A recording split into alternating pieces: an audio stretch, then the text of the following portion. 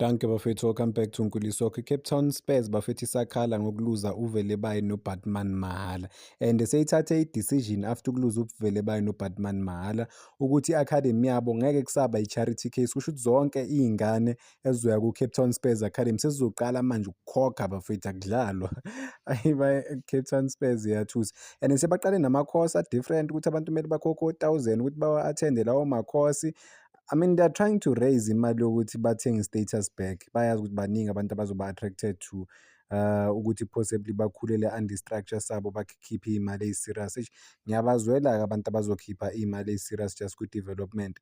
But yeah, asingene ku-statement sabo bathi i-arbitration, i-decision ye-arbitration by advocate Hilton Epstein bafethu odecline ulokhu i-declared academy graduate asanele Velebane noLuke Batman as ama-free agent.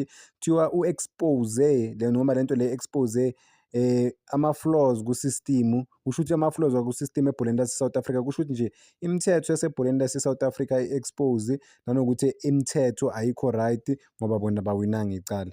So uthi-ke bathe coupled with inconsistency enforced of FIFA training compensation, it has made traditional charity academy model. So I think la bathi the era of the charity academy is regrettably over. Kusho ukuthi lento leyo ukuthi basiza abantu bakhulise abafana laphana kuma-academies iphelile. Ngiyaqhubeka la bathi Cape Town Spurs sibaluleke kakhulu. Cape Town Spurs sibheke ukuthi si-sustain, self-sustain, bona babe no-commercial model for its academy while retaining its core passion and expertise. Bathi future of operations izokhuphuka depending on i-contributions yabazali, ama-agent, ama-individuals, sponsors. Kuthiwa loko kuzotshentsha kuzo-secure ukuthi bakwazi ukugcina ikamva programs isikhathi eside bafowethu, nama-facilities ne-staff ba-make sure ukuthi bayaqhubeka badevelopha i-young high caliber development continues. Basho kanjalo ku-statement sabo bafowethu. Kusho ukuthi kuyoqala ukukhokhwa imali, ukubhadala imali. I wonder-ke abafana abancane bazobhadala leyo malini lapha because ngibona ama-prize bebahosta, khona into bebayihosta, hayi bo bafethu imali to o-4,000 ithithi lakhona li-cost o-4,000. Ubani ozokhokha leyo nto le?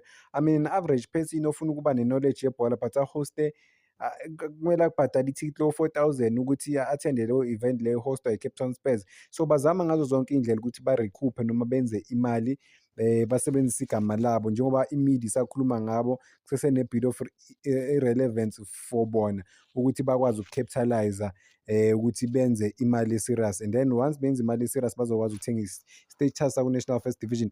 Well, mina into engimangazayo kuyo yonke lento le bafocus kuVelebane nakuBatman kuphela. Guess what? Sebaluza ama-player awu-6 bafethu mangiwabala from i-P_S_L, i-P_S_L, i-DC yiyo elokhu iqhubekile isho ukuthi madoda ama-player ama-free agent. I think sengibala ama-player awu-6 manje bafowethu, ukuthi abanye it's not highly publicized, so ayikho famous than indaba kaVelebane nekaBatman. But nabo noma bakhipha i-statement bafocus kuVelebane noBatman. Why bangabali bonke abo-Liam? Why bangabali lo joine Cape Town City? Why kumele bababale labantu laba ba-different bafethu bonke equally, so hhayi ukuthi bafocuse kulaba abasayinwe i-Kaizer Chiefs kuphela. Lokhu kuvezani? Kuveza ukuthi bona bebafuna imali ye-Kaizer Chiefs because bayazi ukuthi i-Kaizer Chiefs i-team beyifuna, like possibly bengizokwazi ukukhipha le mali le bona bayifunayo, which is bebafuna i-10 million for iplayer elilodwa.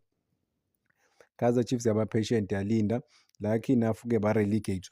Mawubheka ukuthi I mean i-management yabo le abazi-conduct-a ngakhona bona sebathe uVelebane bebangadlali kahle, bebafuna uku-relegate i-team vele ukuthi bona bahambe mahhala. Sebakhipha iy'tatement ey'bhedayo. I-CEO yakhona bafethu u-Alex, ngiya-understand ukuthi inhliziyo yakhe ibuhlungu ukuthi ukhulisa abafana noma bakhulisa abafana but babaluza mahhala, but why afocus-a esayidini elilodwa kuphela? Nakuzonke iy'tatement zakhe abakhiphayo bafocus-a kuVelebane noBatman kuphela.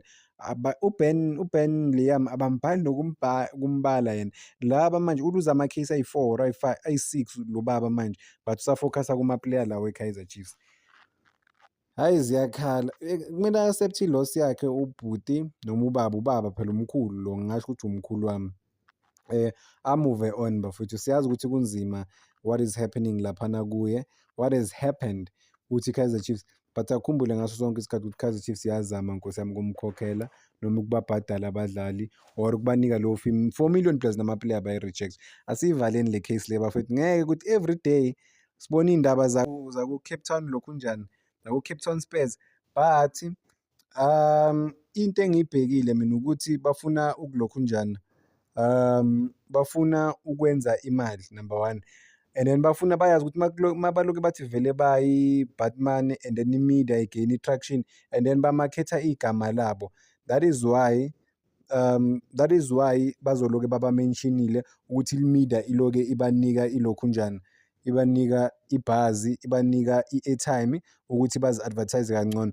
Ngakho-ke yingakho manje sebathengisa amathikithi o-4,000 just uku-attenda i-football whatever usuku olulodwa bafowethu. So I mean abayidrobhe le nto lena bafowethu, but-ke hayi ayiphele le nto bafowethu, sesikhathele nathi, sesikhathele ngempela. Possibly uVele baye noBatman bazodlala this week, khona uzodlala, khona into engiyizwayo, khona uzodlala uVele baye Wednesday against iSiwelele. Ngiyamsola umfethu, ngathi bazomfaka because mina uModi iplayer le-Kaizer Chiefs ngikhulume ngayo le nto le, ngizoyiphinde nala if khona abantu abangayizwanga bafethu.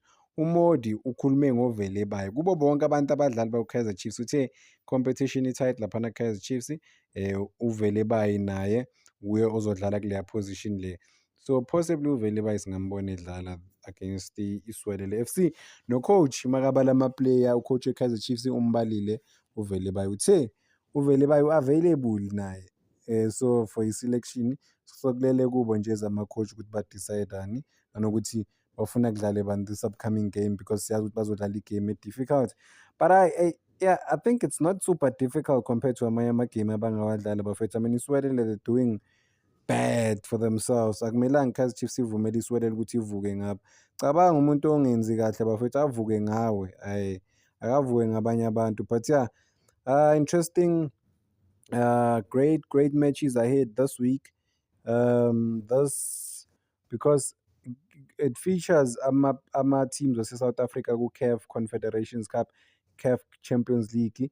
So bona ukuthi bazokwenza kanjani, bazodlala kanjani kulama matches lawa, because kubaluleke kakhulu bafowethu ukuthi bawine, babuilde i-momentum overall going forward, ukuthi okay, they will compete, they can still compete, they can give it all for themselves and make sure ukuthi bayakwazi ukwathola ama-results.